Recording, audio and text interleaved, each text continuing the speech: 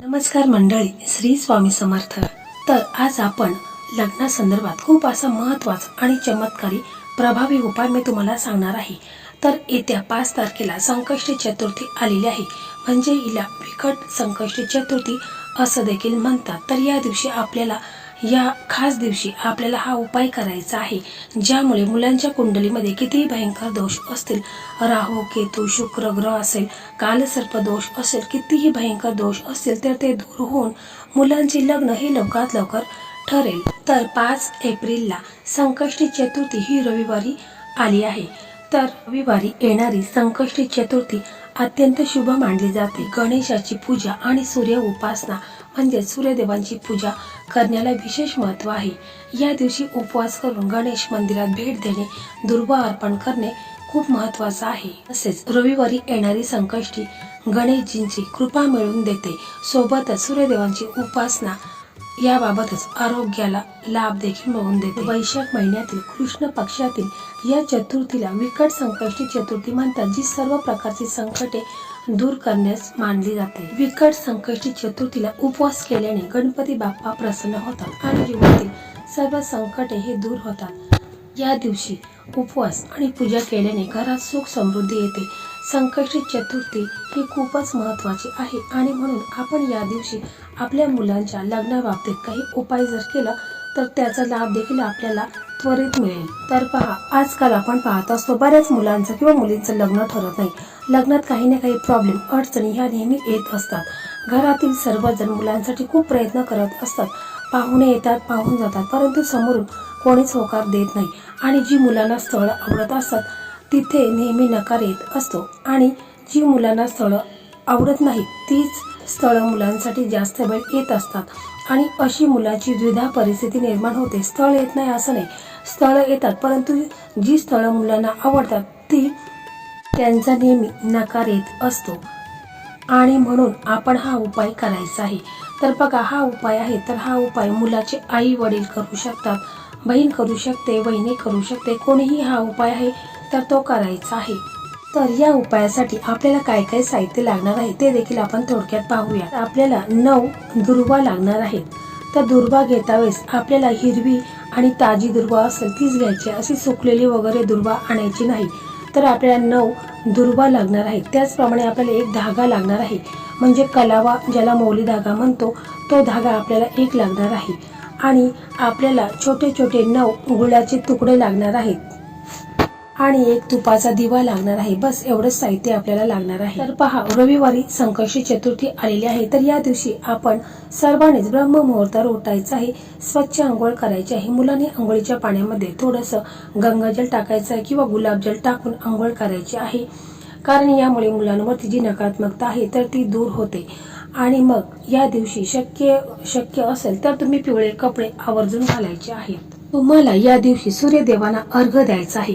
1 लोटा पाण्याचा घ्यायचा आहे, त्याच्यामध्ये तुम्हाला हळद कुंकू अक्षता, एक लाल फूल टाकायचं आहे आणि सूर्यदेवांना अर्घ्य द्यायचा आहे। त्यावेळेस तुम्हाला असं म्हणायचं आहे, ओम सूर्यदेवाय नमः, किंवा तुम्हाला जो मंत्र येत असेल सूर्यदेवांचा तो तुम्हाला म्हणायचा आहे आणि त्याच्यानंतर अर्घ्य दिल्यानंतर तुम्हाला स्वतःभोवती 3 वेळा प्रदक्षिणा मारायच्या आहेत। जर मुलाचे आई वडील हा उपाय करत असतील तर त्यांनी देखील आपल्या देवघरासमोर एक दिवा लावायचा आहे, अगरबत्ती लावायची आहे। गणपती बाप्पा आहेत तर त्यांना अभिषेक करून घ्यायचा आहे। गणपती बाप्पांना आवडणाऱ्या सर्व वस्तू आहेत तर त्या अर्पण करायच्या आहेत। त्याचप्रमाणे तुम्ही दुर्वा अर्पण करू शकता, जास्वंदीचं लाल फूल आहे ते अर्पण करू शकता, शमीपत्र अर्पण करू शकता। नैवेद्यासाठी गुळ खोबऱ्याचं नैवेद्य तुम्हाला ठेवायचं आहे आणि तुम्हाला गणपती बाप्पांना प्रार्थना करायची आहे की माझ्या मुलांच्या कुंडलीमध्ये जे काही दोष निर्माण झालेले आहे, ज्यामुळे मुलांचं लग्न हे लवकरात लवकर ठरत नाही, लग्नात काही ना काही अडचणी समस्या ह्या येत आहेत, तर त्या दूर होऊन आणि मी जो हा उपाय करत आहे तो उपाय देखील माझा यशस्वी होऊन माझ्या मुलांचं लग्न हे लवकरात लवकर होऊ दे, त्यांना त्यांच्या मनासारखा जोडीदार मिळू द्या, असं तुम्हाला गणपती बाप्पांना प्रार्थना करायची आहे। त्याचप्रमाणे आपले देवघरामध्ये जे इष्टदेव आहेत, कुलदैवत आहेत, श्री स्वामी समर्थ महाराज आहेत, यांना देखील तुम्हाला प्रार्थना करायची आहे। समजा मुलं जर हा उपाय करत असेल तर मुलांनी स्वतःच्या लग्नाबद्दल बोलायचं आहे, प्रार्थना करायची आहे। तर पहा, आपल्याला काय करायचं आहे की एक चौरंग घ्यायचा आहे आणि एक प्लेट घ्यायची आहे। त्या प्लेटमध्ये आपल्याला 9 दुर्वा घ्यायच्या आहेत आणि आपल्याला एक धागा लागणार आहे, ज्याला मौली धागा म्हणतो. तो धागा लागणार आहे. जर तुमच्याकडे तो धागा नसेल तर पांढरा धागा असेल तर त्याला तुम्हाला हळद लावायची आहे, म्हणजे हळद थोडीशी ओली करायची आहे आणि त्या सफेद धाग्याला लावायची आहे, म्हणजे तो धागा पिवळा होईल.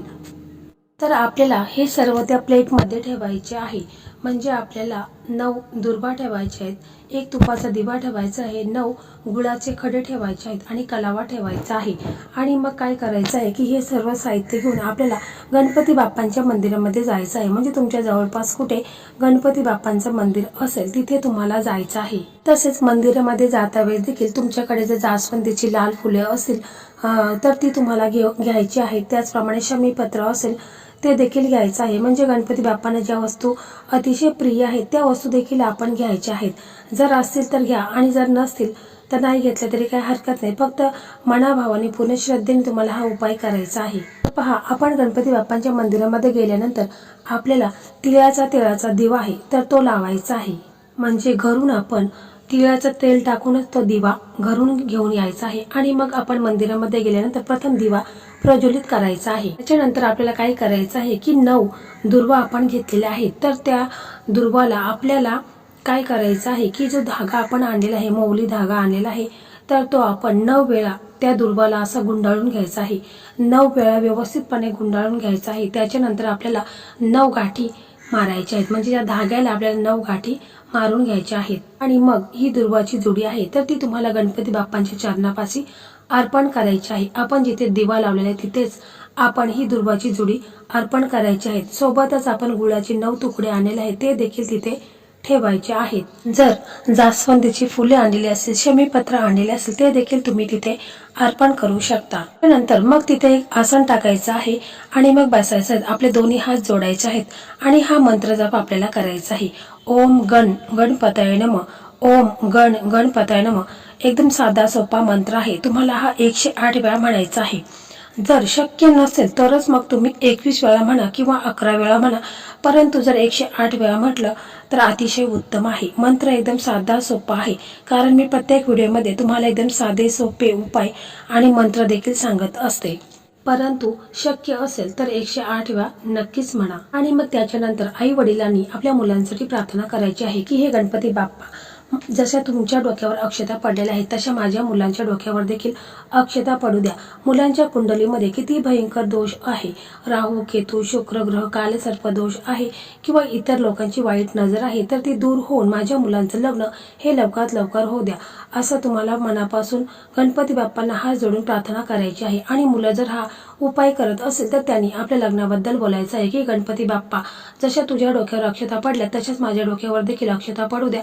माझ्या लग्नात जो काही विलंब होत आहे, लग्नाला उशीर झालेला आहे, लग्नामध्ये काही ना काही प्रॉब्लेम अडचणी संकट हे येत आहेत, कुंडलीमध्ये जो काही दोष निर्माण झालेला आहे तर तो दूर होऊन माझं लग्न हे लवकरात लवकर होऊ दे, असं तुम्हाला मनापासून पूर्ण श्रद्धेने विश्वासाने तुम्हाला गणपती बाप्पांना दोन्ही हात जोडून प्रार्थना करायची आहे. बघा, कोणताही उपाय हा पूर्ण श्रद्धेने विश्वासाने केला तर त्याचा असर हा लवकरात लवकर होत असतो. आणि संकष्टी चतुर्थी आहे बघा, कोणत्याही तिथीवर देवांचं तत्व हे जास्त प्रमाणावर पृथ्वीवरती 100 पट अधिक प्रमाणात असतं. आणि अशा तिथींवरती आपण काही उपाय काही सेवा केल्या तर त्याचा देखील लाभ आपल्याला मिळत असतो. गणपती बाप्पा हे विघ्नहर्ता आहेत, संकट मोचन आहेत आणि शुभकारक आहेत. आणि म्हणूनच आपल्या मुलांच्या कुंडलीमध्ये कितीही भयंकर दोष असू दे, कालसर्प दोष असू दे, राहू केतू शुक्र कोणताही कितीही भयंकर दोष असेल तर तो दूर होईल आणि मुलांचं लग्न हे लवकरात लवकर ठरेल. परंतु पहा, उपाय करत असताना पूर्ण विश्वासाने श्रद्धेने करायचा आहे. कारण नुसता उपाय केला आणि मनामध्ये विश्वास श्रद्धा नसेल तर तो उपाय आहे तर त्याचा फायदा आपल्याला होत नाही. म्हणून पूर्ण विश्वासाने श्रद्धेने तुम्ही हा उपाय आवर्जून करायचा आहे, तरच त्याचा तुम्हाला 100% लाभ हा होईल. तर मंडळी, अशा प्रकारे आजचा हा व्हिडिओ होता. हा व्हिडिओ तुम्हाला कसा वाटला कमेंटमध्ये नक्की सांगा. व्हिडिओ आवडला तर व्हिडिओला लाईक करा, शेअर करा आणि इतर तुमचे मित्रमैत्रिणींना देखील शेअर करा. ज्या मुलांचं लग्न ठरत नाही त्यांना देखील याचा लाभ मिळू द्या. श्री स्वामी समर्थ. जय जय स्वामी समर्थ.